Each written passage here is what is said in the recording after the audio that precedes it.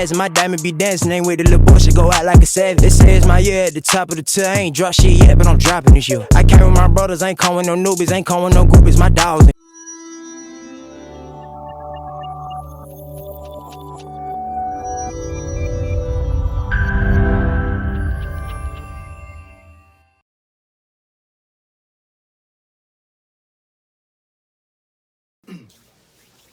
All right. Duval's wonderful DJ selection has granted me the wonderful pleasure of introducing you, the world, to none other than the legend of Jacksonville that does not get spoken about enough, DJ Mike Tyke. What's up? What's up? All right.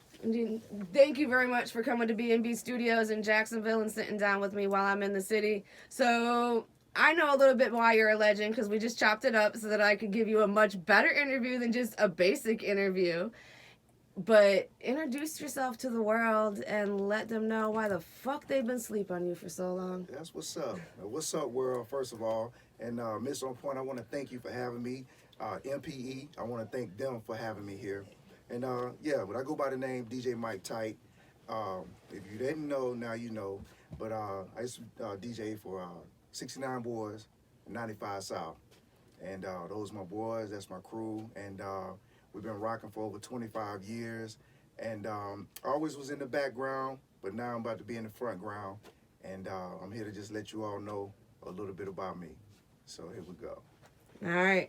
So 69 Boys, 95 South, those are like huge staples, not just in hip hop and not just in Florida, but especially for Duval. So what was it like? And let me get some stories from back then, man.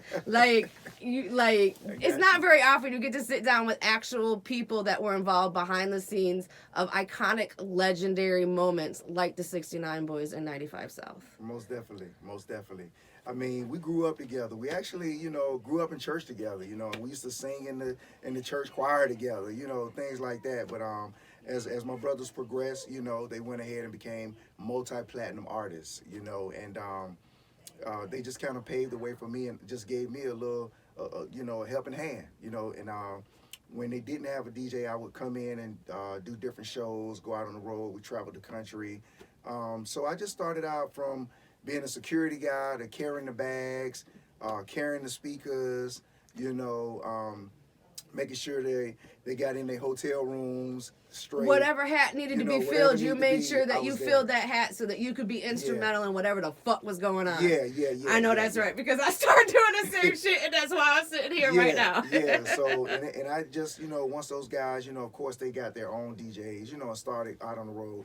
I just kind of just stayed in my lane and just always just been a DJ.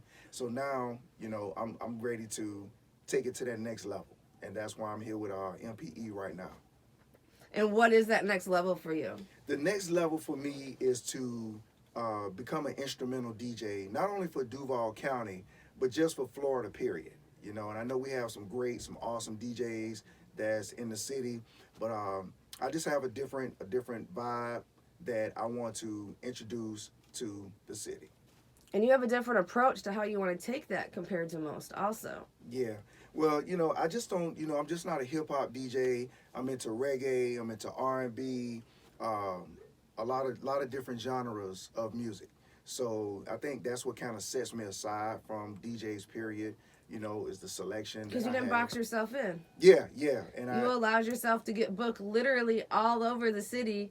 Yeah. In literally every community, no matter their ethnicity and demographic. Right. And I always kept that open. There aren't very many DJs that are able to do that and stay in this industry as long as you have. Right.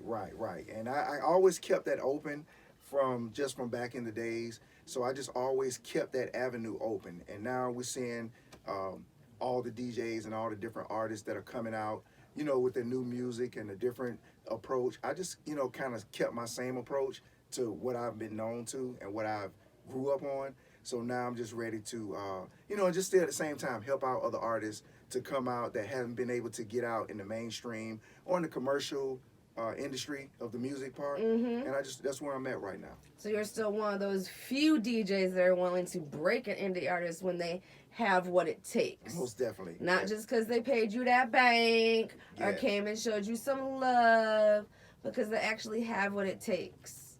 And what does, in your opinion, having what it takes mean, so to speak? For you to work with an independent artist and help break them, what are some of the key things that you look for in picking that artist before approaching them? Right.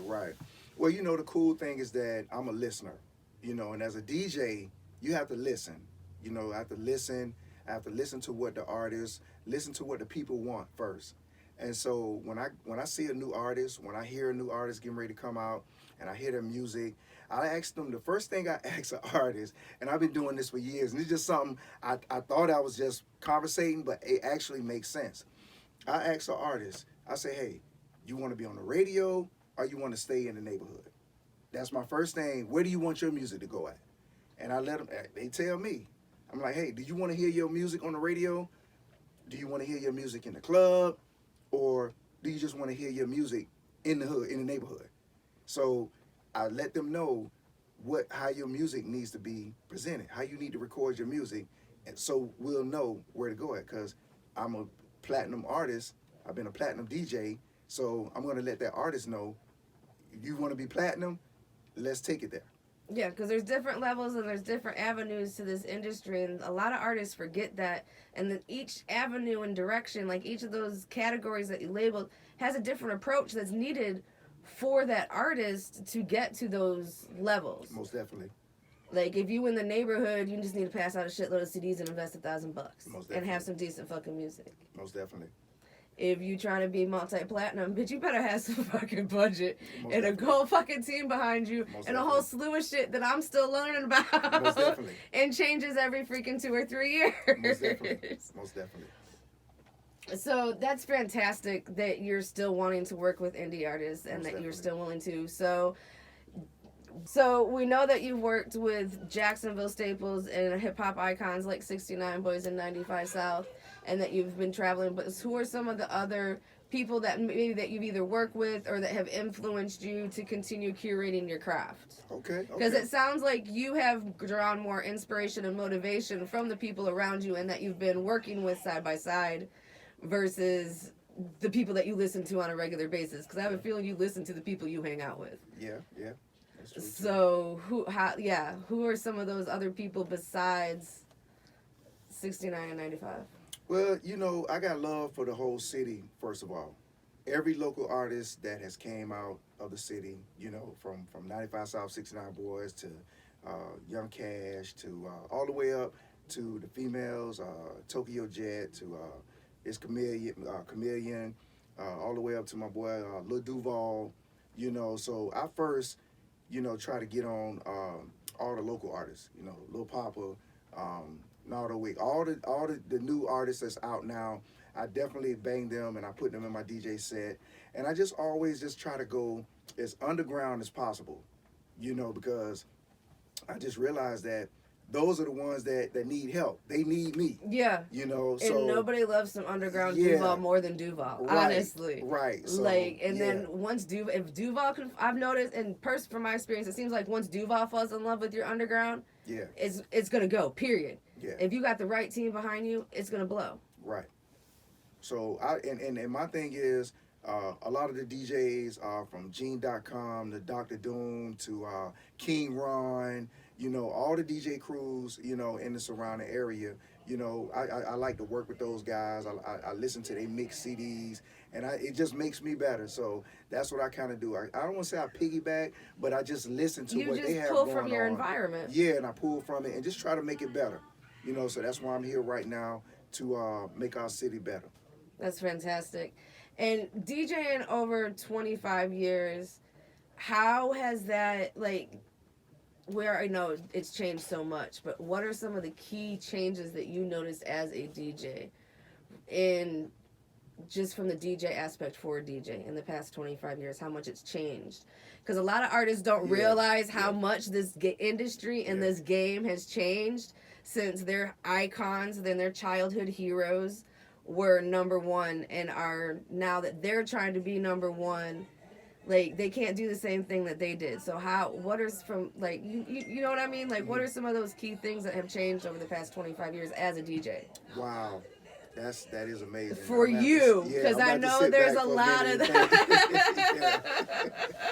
Yeah. It's one of them hard questions I just thought of, bro. Wow. For real.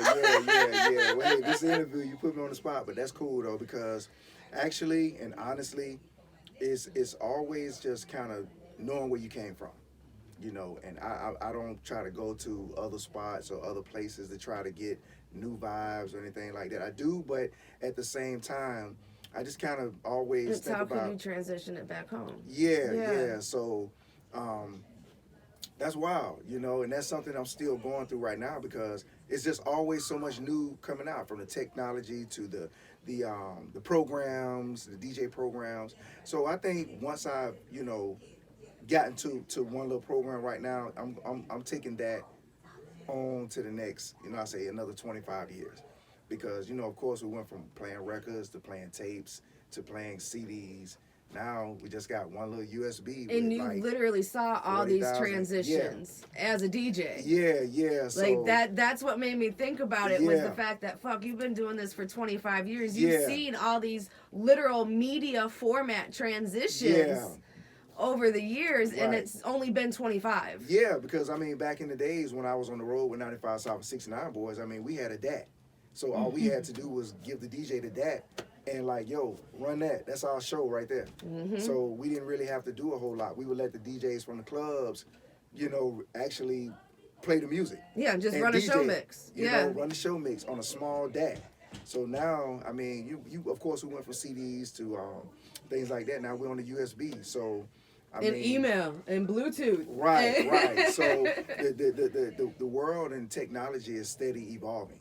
So, you know, me as a DJ, you know, and especially if I want the artist to be heard, you know, I want to make sure that I'm up to date with what's going on, so I can make sure that their music gets out, you know, properly. So now we on the Instagram, we're on Facebook, YouTube. So you just have to keep up to date with what's going on. So that's where we at right now. So as always, I keep trying to tell people this and they think I'm fucking lying. We're always students. If you're in the music industry, you're always going to be a student, because it's always changing and you're always learning. Otherwise, you're becoming stagnant and you're not going to keep growing. Most definitely. Well, it has been an absolute honor to sit here. Most definitely.